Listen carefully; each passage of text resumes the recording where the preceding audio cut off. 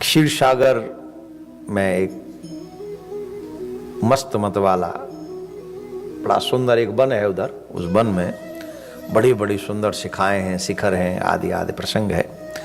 वहां पर एक मस्त मत वाला गजराज रहता है और उसकी अनेकों पत्नियां हैं, उसकी फैमिली है, उसके बच्चे हैं।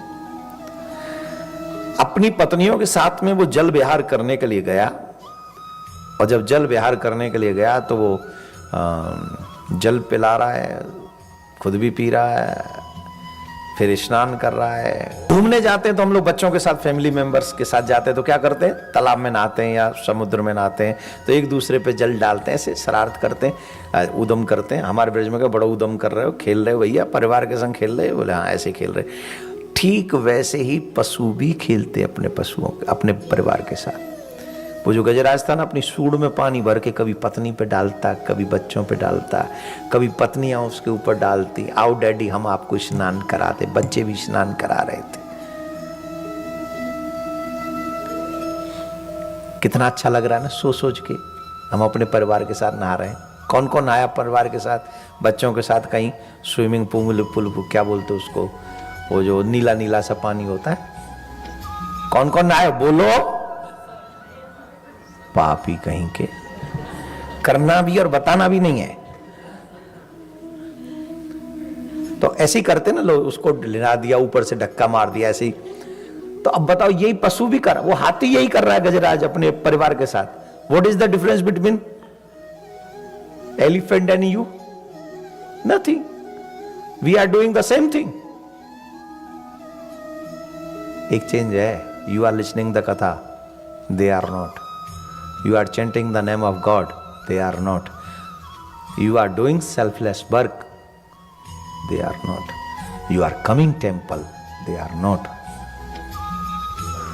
आप अपने माता पिता की सेवा कर सकते हैं, वो नहीं कर सकते।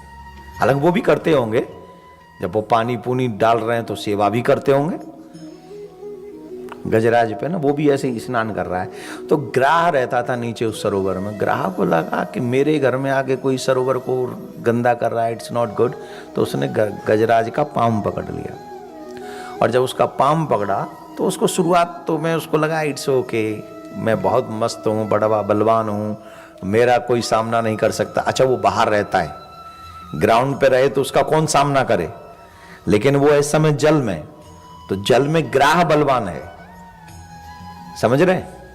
ऐसे समझो जैसे यहां तुम बलवान हो, यहां कनाडा में हम आए हैं तो यहां तुम बलवान हो।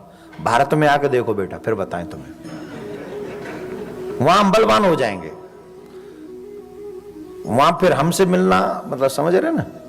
हाँ। और यहां फिर वहां कथा होती है हमारे हिसाब से, हम कितने बजे शुरू करेंगे, और यहां कथा होती है श्रोता कब आएंगे। कितना अंतर है, कितना अंतर है।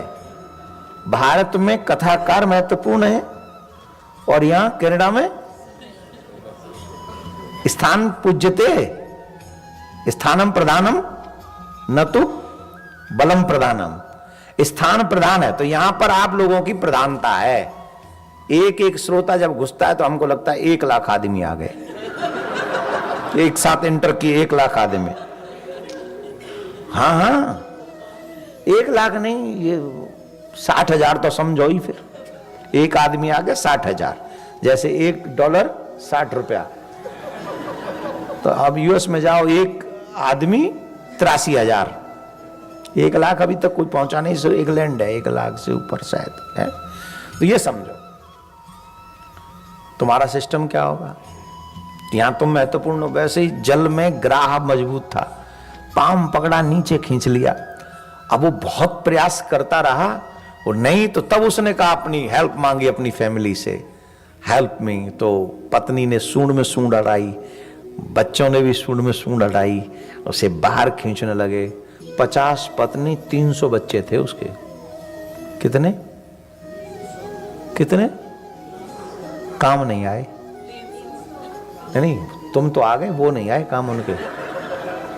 300 के 300 बच्चे छोड़ के गए सबसे पहले। 50 पत्नी अभी भी मेहनत कर रही थी, लेकिन लगा कि हम इसे बचा नहीं पाएंगे, तो वो बीज छोड़ के तब गजराज रोने लगा मृत्यु को सामने देखकर, और रो कर उसने सिर्फ भगवान को पुकारा। जिस संसार के लिए मैंने अपना सारा जीवन लगा दिया, वही संसार आज मुझे छोड़ के चला गया। हरि की अंत समय याद आई, कोई न मेरा मैं न किसी का, आज समझ में आई। जिस पत्नी को मैंने अपने सदा ही गले लगाया, जिस बेटे की खातिर मैंने अपना जीवन गंवाया। सुनिए ध्यान से एक एक शब्द को। ये जितने भी पुरुष बैठे ना, जो रात दिन हाय माया हाय माया हाय माया, लाओ माया खाओ माया धरो माया बिछाओ माया, माया के अलावा कुछ सोचना ही नहीं है। It's true, this is a reality. इससे बड़ा सच नहीं मिलेगा तुम्हें कहीं सुनने को।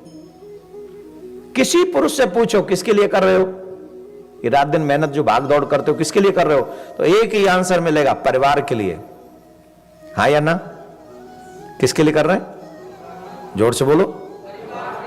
उसी परिवार से पूछो कि जब तुम पाप करके जाओगे पृथ्वी से, और भगवान जब तुमसे आंसर मांगेंगे, तो ये परिवार तुम्हारे उस पाप में भागीदारी करेगा?